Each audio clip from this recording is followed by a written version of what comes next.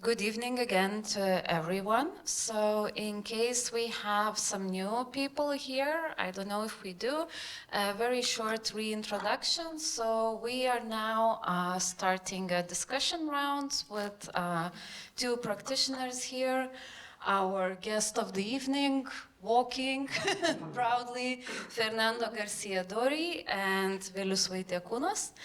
And I am Monika Kalinauskaitė. I am a writer and curator currently working at Radvila Palace Museum of Art, but also having some experience of agro-cultural, I'd say, ecological projects from my previous work at Meadow Art Colony. And so I will try to use some of that experience today to foster our conversation between our host and our guest. And I would like to start with so-called institutional practice, actually, since we are now in a very proper art institution, very clearly defined, and having a talk about what happens essentially when an art field turns into a meadow, which is the sort of a framing we chose poetically for today's talk. And what does become of an institution in such case? Because comparing both of your practices, just like on a very summarized level, inland, the model that you prefer to dissolve your activity in, seems to offer a very disseminated and decentralized way to interact with cultural and ecological models alike, whereas Akee seems to offer a more rooted and more localized approach, which having a very fixed place, building, a community that can form around it, and so far both of them seem to work out in a way. And even during today's talk, Fernando, you also addressed, for example, something that I personally found very interesting and relevant, that is dissolving this notion of an art residency as being essentially unhelpful for the long-term exchange and movement of artists and ideas. So I guess the question is, when the art field turns into a meadow, does a meadow need an institution? And initially my question was sketched out as what would be the ideal blueprint for such an institution. But I think after today's talk, it makes more sense to just ask you what would be some of the key features for such an institution or such model of establishing things. What would be the key tenets in your practice?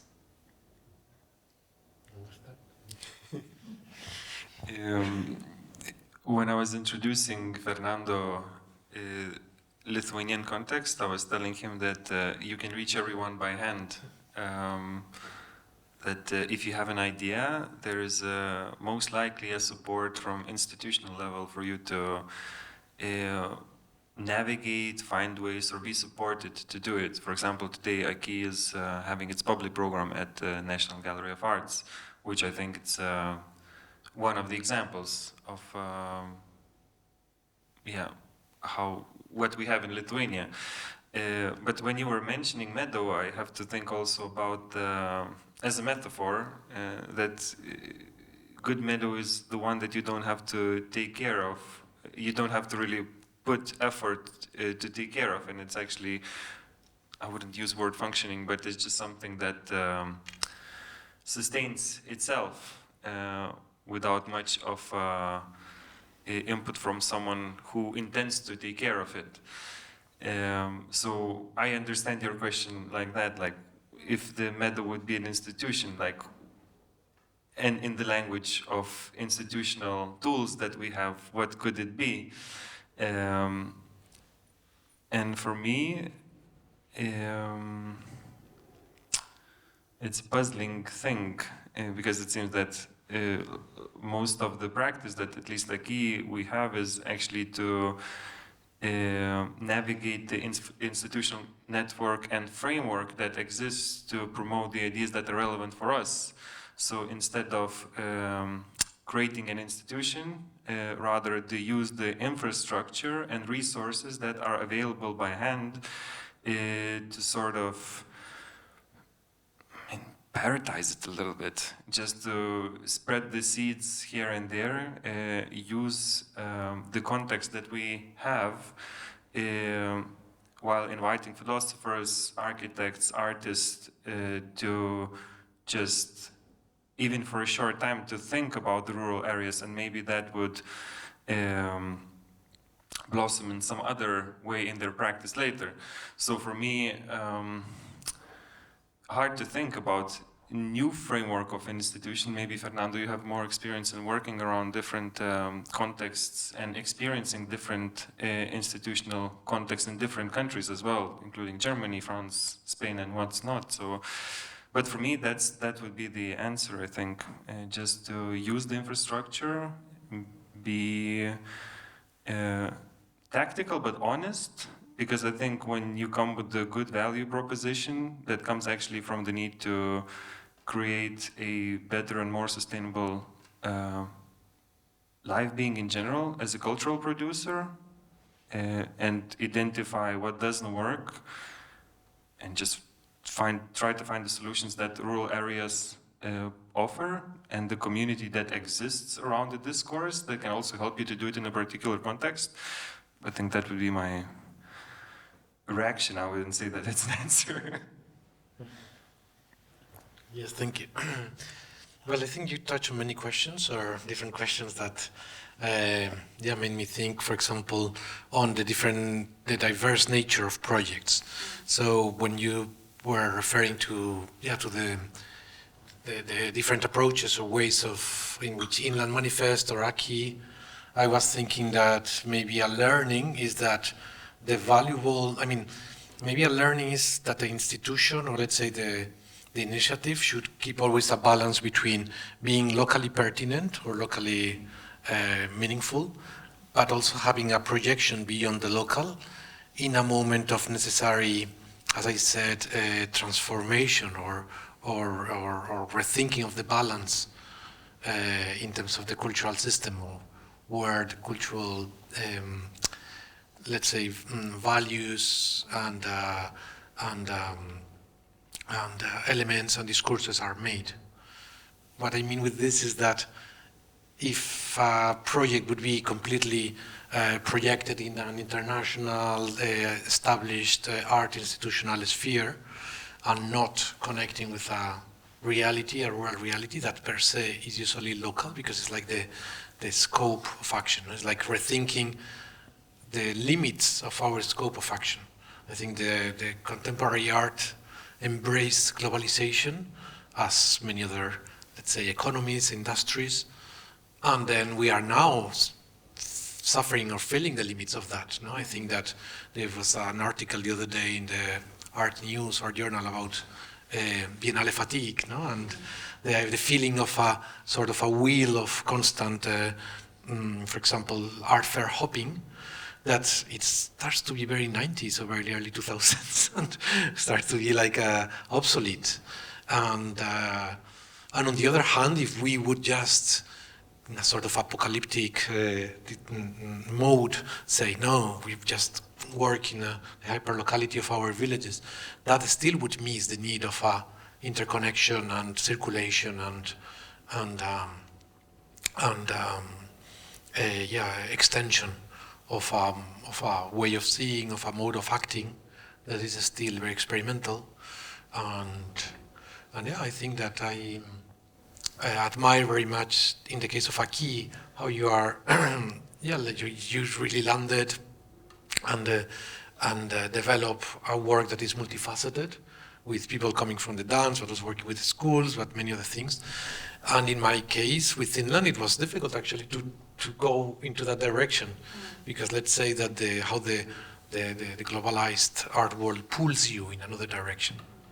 But I think it's the role of the institution and the role of the art critique, of the curator, it's to start to value practices that actually have a meaningful rooting. And I'm afraid that is not the case very often.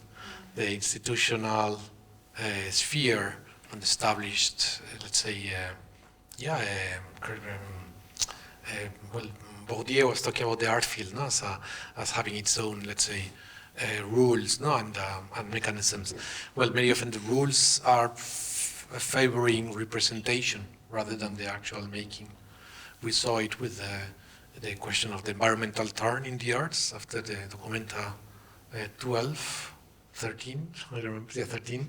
And suddenly, yeah, it was an interest in the post-human, in the non-human, but very often it ended up in a sort of a abstract, devoided, not disengaged form of thinking like a jellyfish. And it's important and great, but at the end, what happens with the environmental conflicts, what happened with the land conflicts, what happened with the need of reclaiming other economies and so on. So I think that we need to be alert now that there is an interest somehow in the question of, I think of the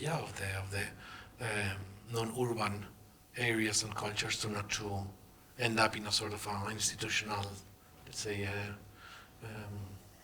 treadmill, wheel that devoids of content, and hence the need of defining parent institutions. No?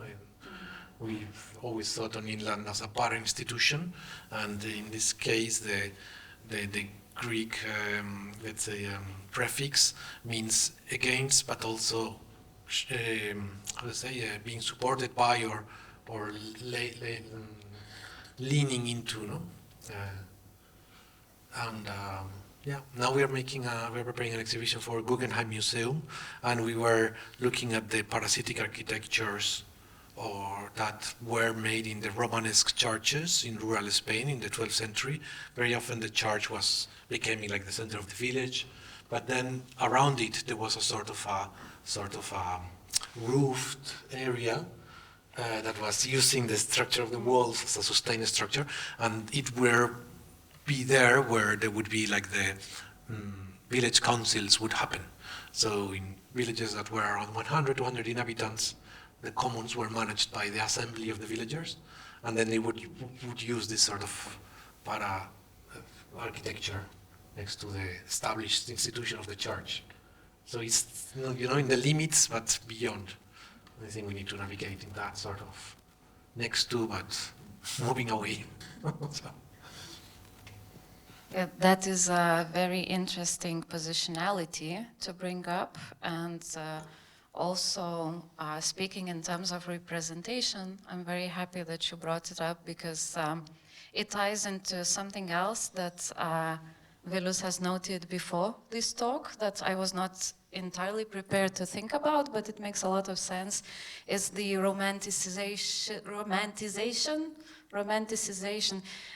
romantic imagining of rural areas and rurality, I guess, in general, which I think has a lot to do with this aspect of representation within ideologies or agencies that have no way to no understanding how to meaningfully interact with the rural.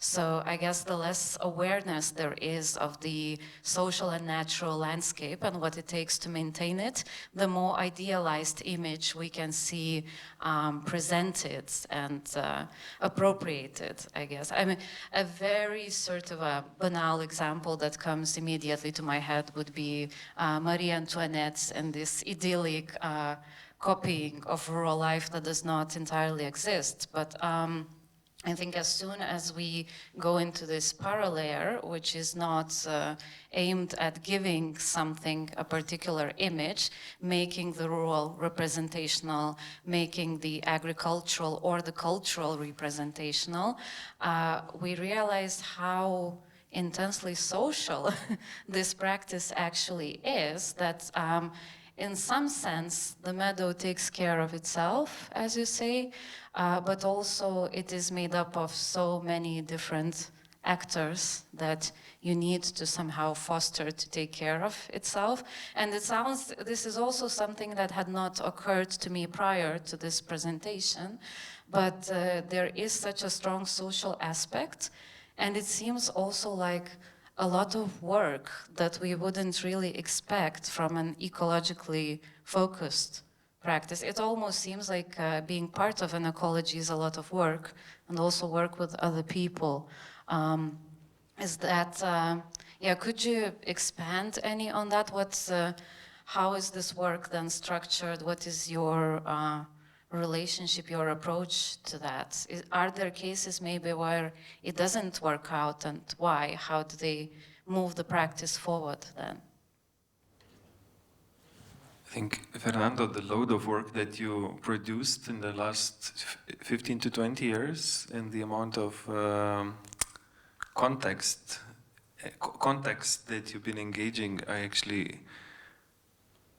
I'm thinking I want to hear your answer first on that one. I mean, I can comment because Akee is 5 years we're in, and only 3 years we're working more intensely after Inland Academy that was taking part in. It helped to shape the Akee as a practice as well.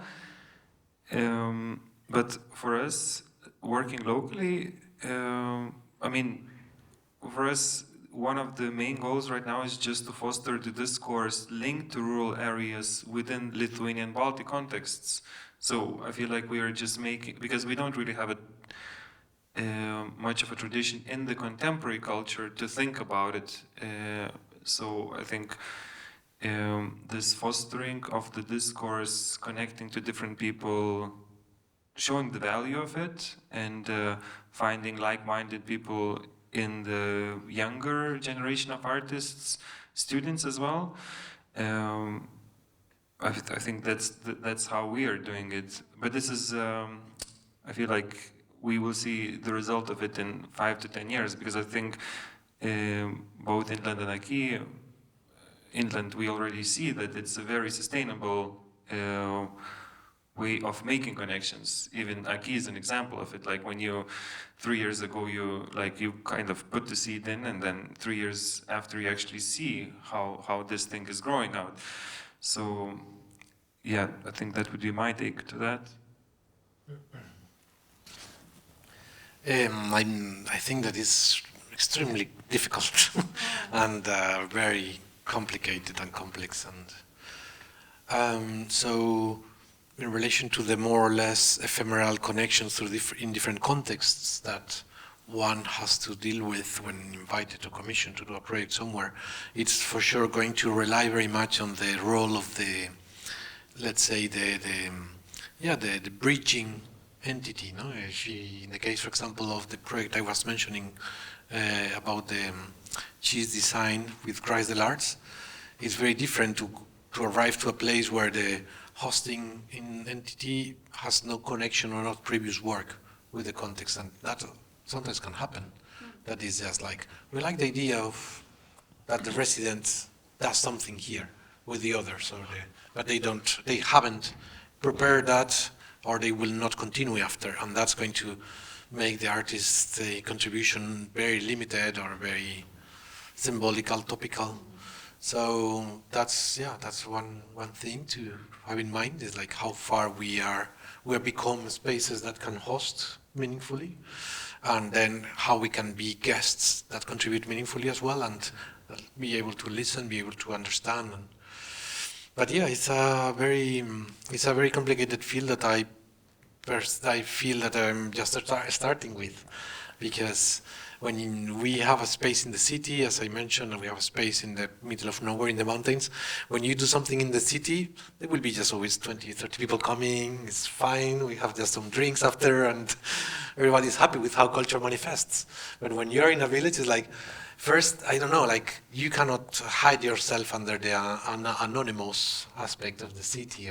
Well, actually, I have to say that the art world in the city is a little bit like a village, very much, no? Because it's micro-social relations and very dense histories. But what I mean is that it doesn't work in the same way to call for an event, to run the event, to the post-event. All that has different codes, and we are just starting, and it's just very complicated. First of all, because I think, yeah, in the art world, and the cultural field, we got used to a little bit of this consecration of the artist's will that is coming from that notion of the autonomy of the art and the artist as a genius that I mentioned. But in the world, you are working with different parameters. Nobody's going to give a shit for the artist if the proposal is not touching in some need, in something interesting, something meaningful. I don't know, you need to really be much more aware of how you can engage a conversation around the proposal. And I guess that's something you also deal with. Like you're bringing a contemporary dancer, and even for me that I was studying fine art, sometimes contemporary dance is difficult to handle. It's going to be, I don't know, rolling in the floor with some onions. But no, I'm sorry for the dancers. That's very simplifying. But what I mean is that there are codes and languages that are going to be difficult to look at and to transmit and to translate. And I don't know, there's not an answer. I think it's not only on the shoulders of the artist who goes to engage in the rural to solve this. I think it's a problem shared with the whole cultural field, in which codes we have created, which that eventually can be so far from a social process. And the only way we are not facing that is because we are happy while it circulates in the context, for example, as I said, of going to Art Basel and then going to Venice Biennale, and then there is just a circulation of the shared codes and validation. No? But and it would be the same in a neighborhood, I guess, in a city. Actually, social engaged arts and collaborative arts very often started in urban contexts in the 70s, 80s, in the UK, for example, with the idea of community arts. And so I think we need to reinvent many aspects of the curricula. And I think also to think of the access points, like just be generous and actually welcoming to connect to people, not necessarily through artistic practices that are conventional in terms of institutional terms, because as you said, like in the village, that language may not cross, like it might not be relevant for the local people if you truly actually willing to contribute meaningfully to the context, not just implant some colony where you would, do something and leave. So, yeah. Something I wanted to add is that also what I've learned in this short time, because I said it's like a very long-term process, is that there is also another aspect to have in mind. It's not just that you need to be, how to say, let's say, concerned on how a proposal is going to be socially supported or shared or meaningful, but actually when the rural is a space in which there is a culture of making things happen and making things happen collectively. So the way in which the proposal of the cultural, let's say, agitator is going to take life in a rural context is very often super surprising and very rewarding. Because on the contrary, you go to an established cultural field and you propose something, and it's either going to be a structure in a space where you have everything produced and everybody's in their role. But if you are going to try to do a projection and a talk in a village, at the end you have to go to someone's house to get the ladder, but then they bring the ladder, but then someone else is bringing a tortilla. So at the end, you don't know how it's going to end, but the feeling at the end is that it was something shared and something that was, making that expression of culture and art part of the everyday. And I think that's something we have lost very much in the established institutional contemporary art.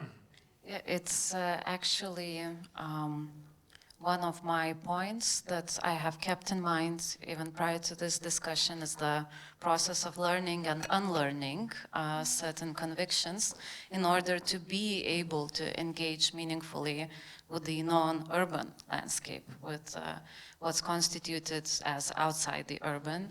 And this will be a slightly rambling question, I think, because I'm just reflecting on the spot also on things that are happening very much over the past few days here, where we are seeing this weaponization of the idea of non-urban spaces as spaces where real people live without access to the high culture that only city dwellers are producing. I am very much oversimplifying here, but it is as insulting as it sounds to everyone involved in that statement, really.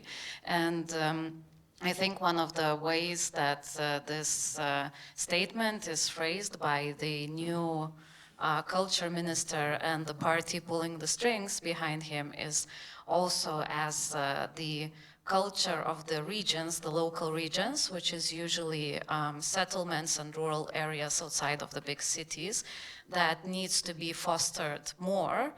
And I think it's something that I personally find very annoying because for me, my mind immediately goes to this question: why are we calling them regions and grouping them into some kind of regional culture? Why are we not just expanding the idea of decentralizing the idea of artistic practice as something that must have a sort of an urban infrastructure in order to exist, and just thinking about how we can improve access to that. And yeah, so there's been a process of unlearning also to think of culture in those terms, I guess, because there's many instances where, for purposes of PR, for example, or whatever, it is said that, oh, this is a process of introducing art to a certain area. This is the first sculpture that ever occurred here, or the first performance. But how can we be certain of that? How can we be certain that no art was ever practiced here, and that whatever was practiced here did not have the meaning of art as such, and yeah, and how much does it really matter in the end for this particular site? So, because yeah, also art is inherent, as we have also talked in a different discussion. Art is inherent, it's something we are drawn to do as individuals or communities. Mm-hmm. So I guess, yeah, I am taking a bit of a detour here also to localize this discussion maybe, but generally I am interested in the context of we are talking today also in this process of unlearning. And I guess what are the most urgent things to unlearn? And because even the School of Shepherds, for example, it is called a school, but I wouldn't really expect it to be a school model as such that I guess all of us had to go through, right? Which is also a very criticizable model. So, and how can this unlearning be sustained, I guess, in the everyday when we end up in the end moving through these art structures and institutions in our work? You know, we do not get up and we are done with them. Yeah, how do we implement that into our ethical, artistic, curatorial practices? I have to comment because you use the word weaponized, and I find that very important, no, to be aware of that, in the sense that let's say that that in the current context, no, the conservative populism can take the rural as a space to gather, no, support against progressive agendas, and that's happening in rural England or in the inland the US. So I guess that the question here is also to be able to look in detail on what are the elements of that discourse as well, because very often you find very like excluding, no, aspects. So yeah, there is a part that maybe it's true in the sense that the access to services is structurally more difficult in rural areas, like access to health services or education. The schools were closed, and that's why people left. I look at Akee because it's taking part in an abandoned school. So it creates like a sort of a vicious cycle. It's like you don't have a school, you don't really stay with your kids. You stay with kids, you close everything. So let's say the deprivation and dispossession is real. And it's how do you say, it's legitimate to ask for that. I think that what rural communities express is frustration and discontent, and the question is like how the conservative populisms have exploited that and turned that into a discourse in which you start to say, yeah, the urban elites deprived you from infrastructures, and actually those urban elites are promoting Agenda 2020 and and gays. So at the end, it's really dangerous because they are now making a whole discourse apart from exploiting a feeling, no? And that's why it's more important than ever to have a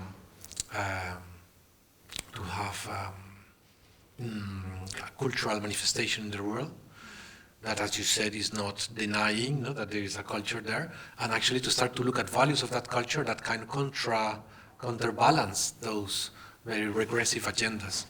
As you said, there is also unlearning in the world.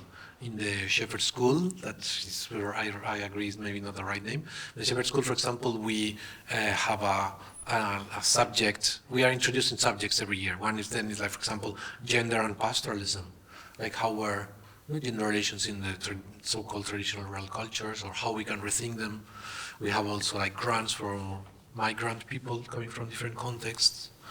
We are working also with questions of with education, as I was saying, with other cognitive abilities, so or diversities. So yeah, I think that it's a difficult balance, no? But and I understand very well the specific context here when you see now, no, a possible change in the agendas of a Ministry of Culture that at the end could privilege certain things and dismantle things that are important. I don't know if you can comment better.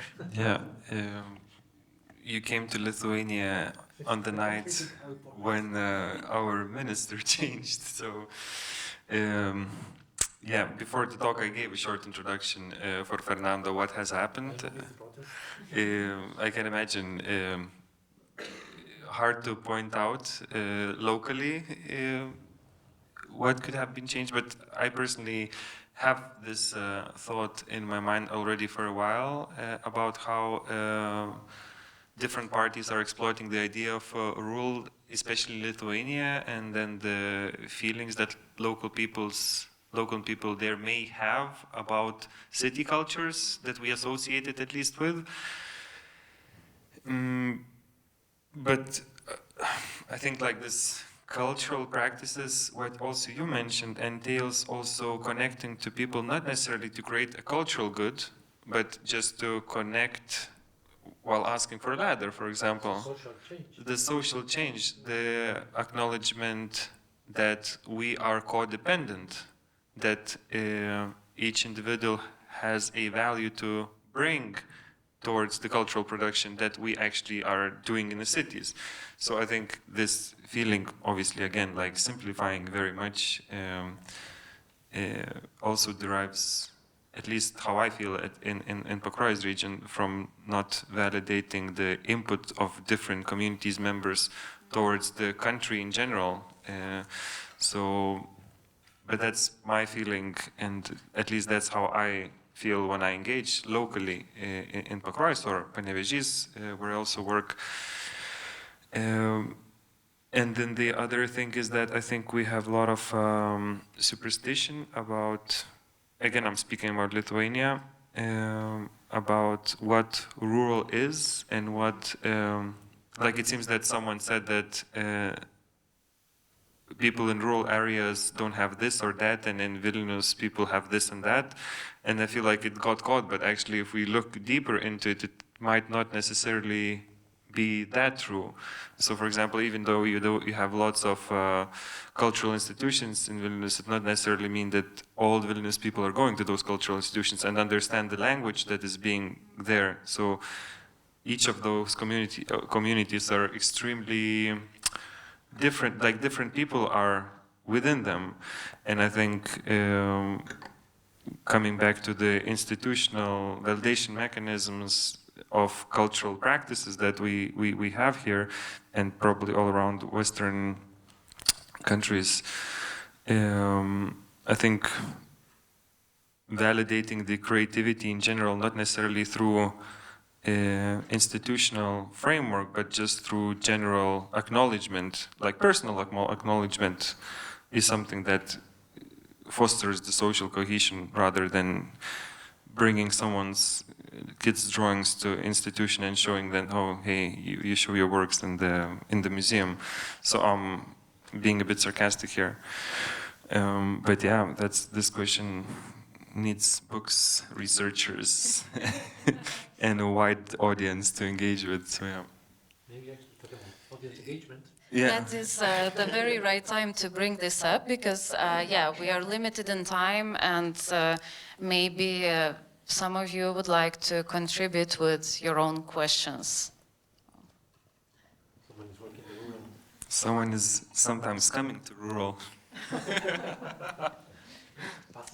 I actually really thought it was important the way you touched upon representation, because I have this impression that usually projects that deal with these rural or like outside of the main institutions project, their form is not always easily representable. So, you know, you tell a story and, you know, like the final product that you can show on the screen is cheese. And then, you know, like if you put an image of the cheese and say like, oh, there was like this project, it's very reducing. And I think that my impression is that, yeah, many of these representations, they are not spectacular. And if you compare them to the imagery of or discourses that happen in the contemporary global art field, they are very different. You kind of see them as very like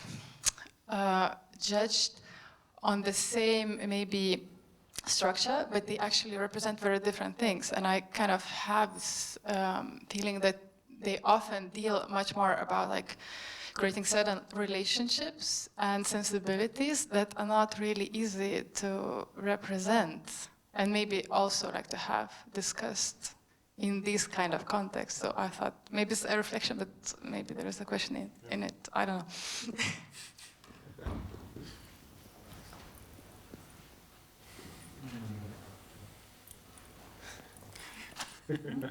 I mean, yeah, what I can kind of distill from your reflection, which is also opening many doors, no, and many facilities. I was thinking on I was thinking on Duchamp, on when Duchamp talks about the let's say intangibility, no, of an artwork and a dimension of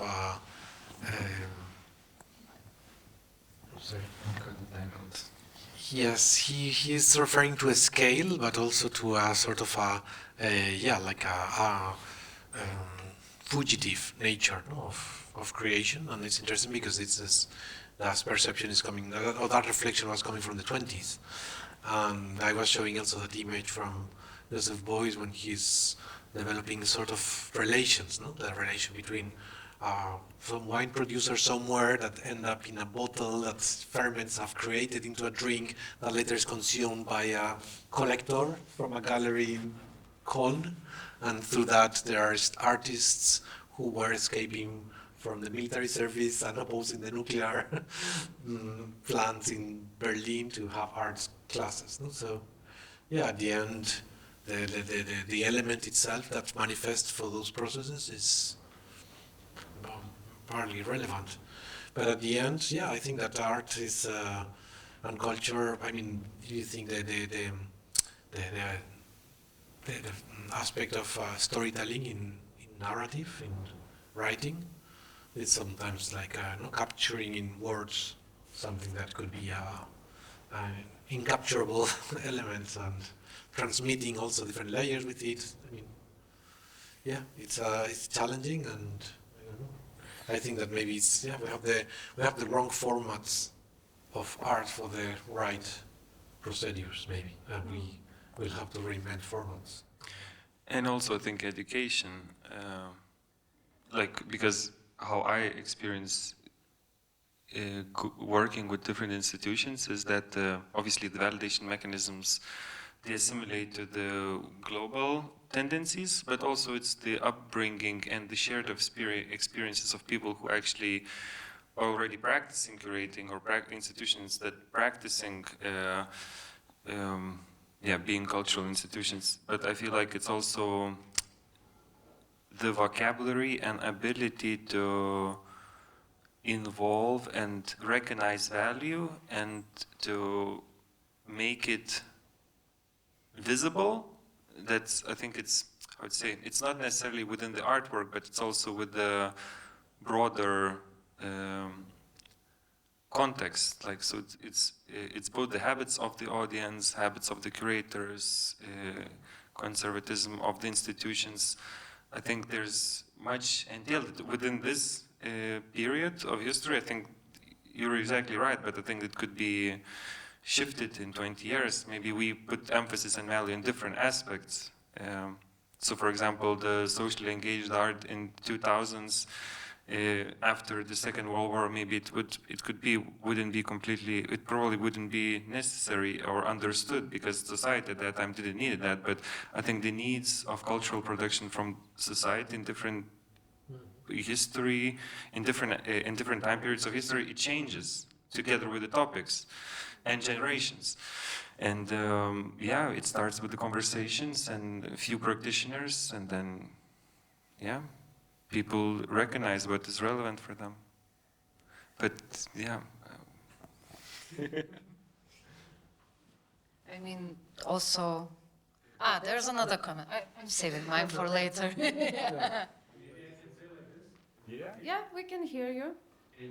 Just to continue on that reflection that was told previously, and maybe framing it into a question, because you also, Fernando, mentioned in your presentation about the representation, or how a project then can have a life of its own by representation, or like circulating in the art world.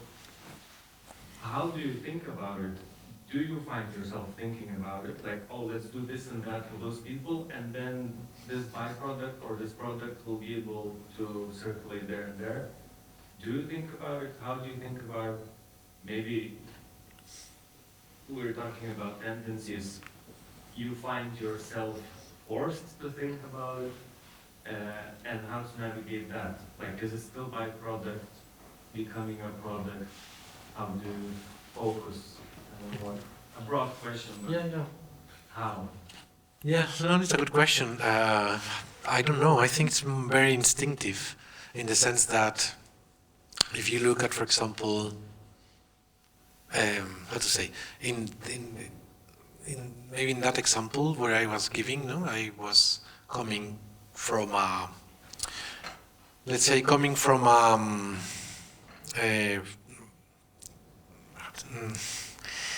a feeling of something that would be interesting to explore, to look at, both at aesthetic level and also at a praxis level, in relation, for example, to beekeeping and the aspect of beekeeping. So there is an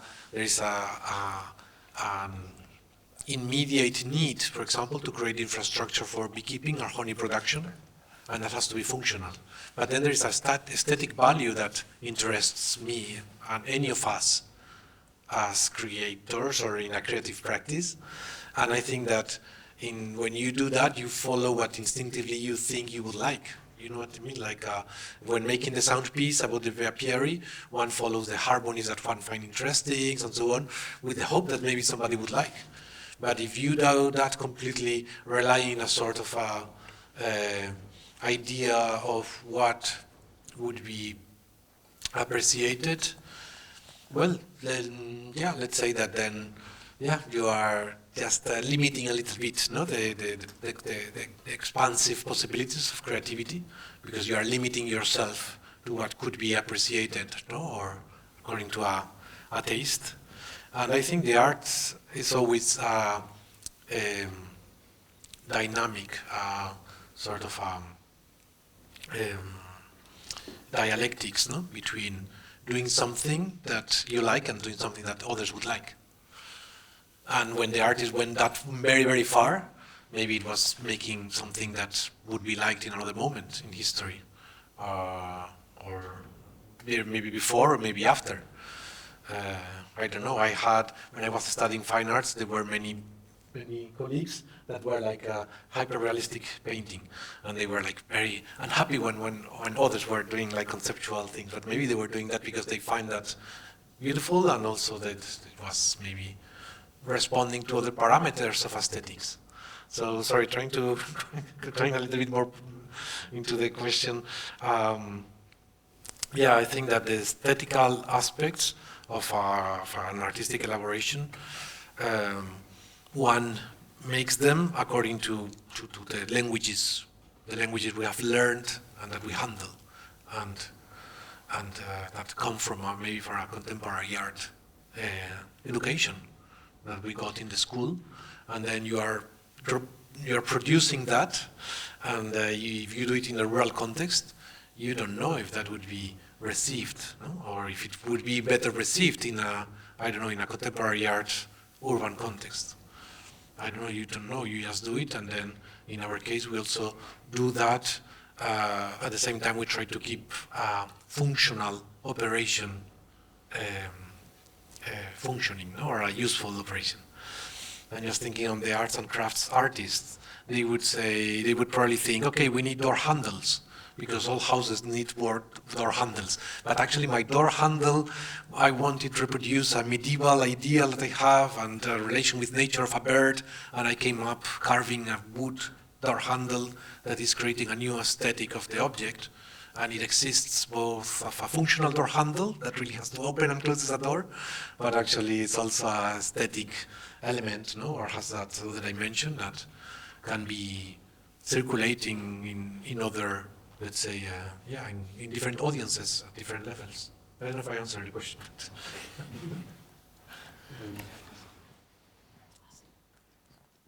I think we have barely enough time for one last very short question or comments.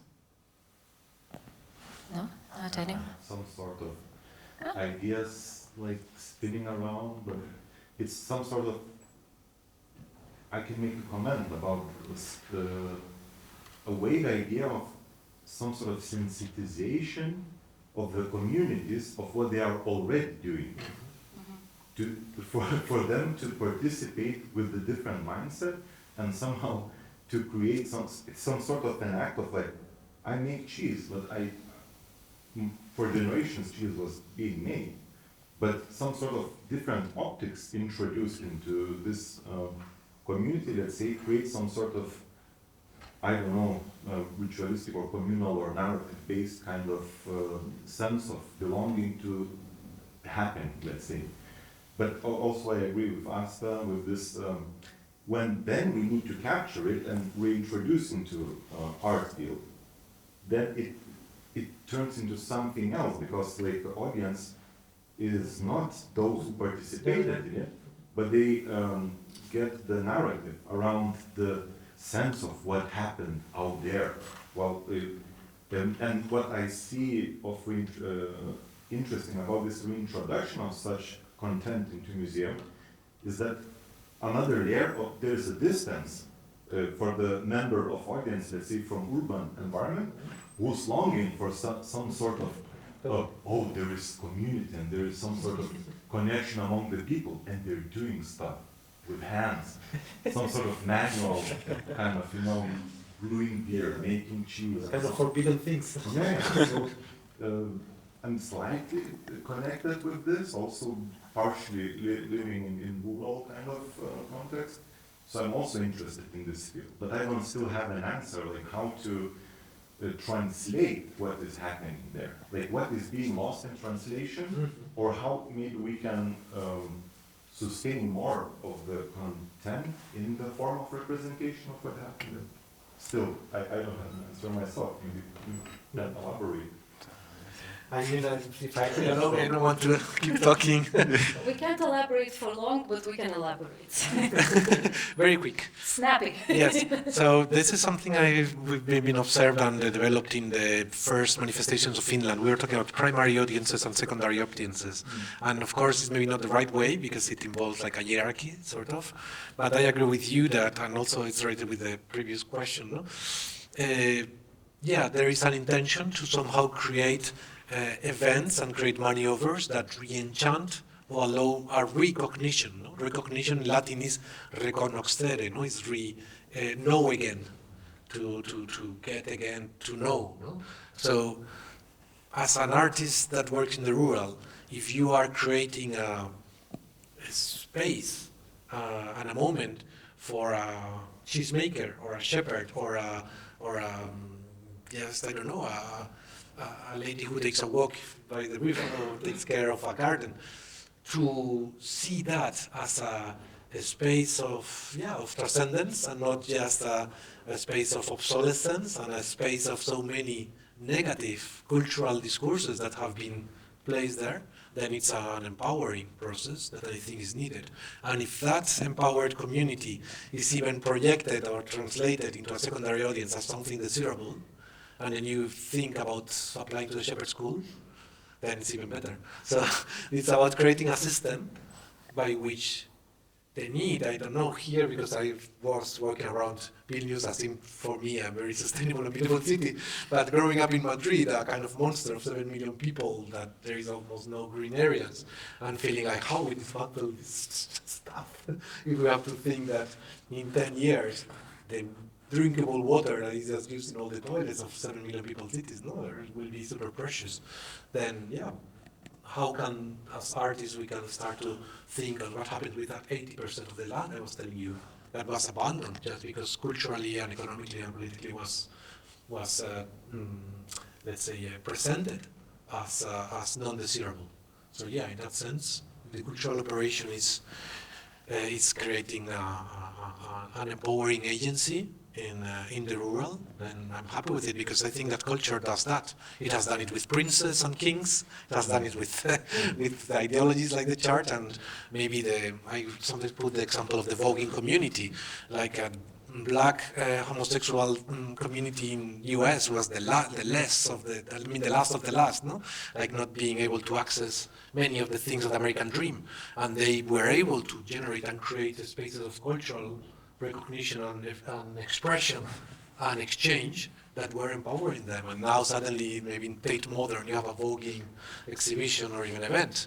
I don't know what would be the impact in a white upper class London member of an audience, but at least in that community, it did create the spaces of empowerment and signification, and maybe changing that they're actually not that the last thing to consider, as a shepherd, but actually they are custodians of an important element for the transition of our societies.